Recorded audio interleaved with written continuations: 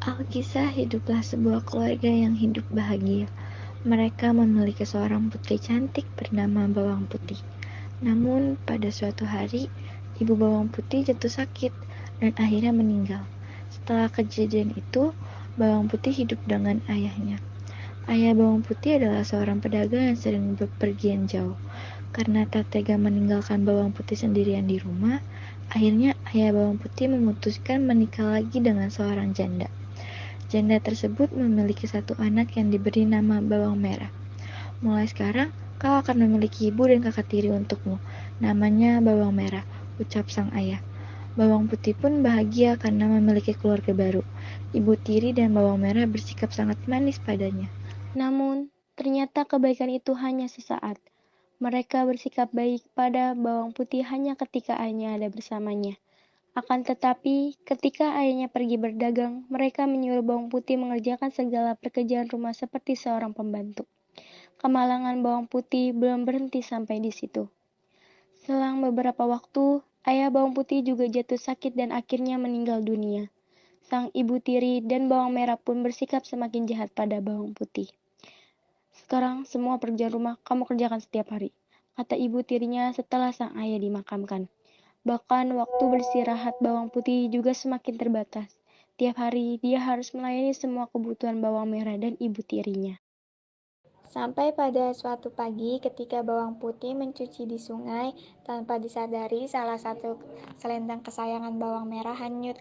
Kakak, maaf, selendangmu hanyut di sungai, tutur Bawang Putih. Bawang Merah pun memarahi Bawang Putih. Dia menyuruh Bawang Putih mencari selendang itu dan tidak boleh pulang sebelum menemukannya. Akhirnya Bawang Putih menyusuri sungai untuk mencari selendang itu. Ketika tengah menyusuri sungai, Bawang Putih melihat sebuah gubuk. Ternyata gubuk itu dihuni oleh seseorang nenek sebatang kara. Bawang Putih akhirnya meminta izin untuk menginap semalam. Nenek itu cukup baik hati. Dia mempersilahkan Bawang Putih untuk menginap. Nenek itu juga menanyakan perihal tentang Bawang Putih dan bagaimana dia sampai di tempat itu.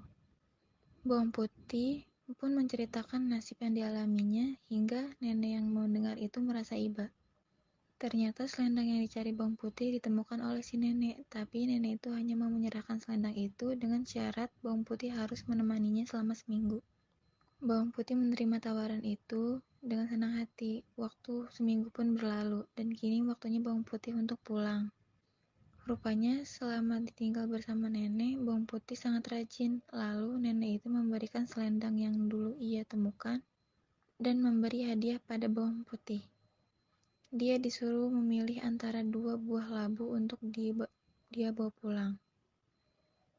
Awalnya Bawang Putih ingin menolak, namun karena ia menghormati pemberian, Bawang Putih akhirnya memilih labu yang kecil dengan alasan takut tak kuat membawanya. Nenek itu hanya tersenyum mendengar alasan itu. Setelah Bawang Putih pun segera pulang, menyerahkan selendang itu pada Bawang Merah. Selanjutnya, dia segera ke dapur untuk membelah labu dan memasaknya. Namun, betapa terkejutnya dia, karena ketika labu itu dibelah, ternyata labu itu berisi emas permata yang sangat banyak. Secara tak sengaja, ibu tiri Bawang Putih melihatnya dan langsung merampas semua emas itu. Bukan hanya itu, dia juga memaksa Bawang Putih untuk menceritakan dari mana dia mendapatkan labu ajaib itu. Mendengar cerita Bawang Putih, muncul niat jahat di benak ibu tiri yang serakah itu. Esok paginya, ia mengajak Bawang Merah untuk melakukan hal yang sama seperti yang dilakukan Bawang Putih. Ia berharap akan bisa membawa pulang labu yang lebih besar. Singkat cerita, mereka tiba di gubuk nenek dan ia pun tinggal di sana selama seminggu. Namun karena sifatnya pemalas, ia melakukan pekerjaannya sambil mengeluh.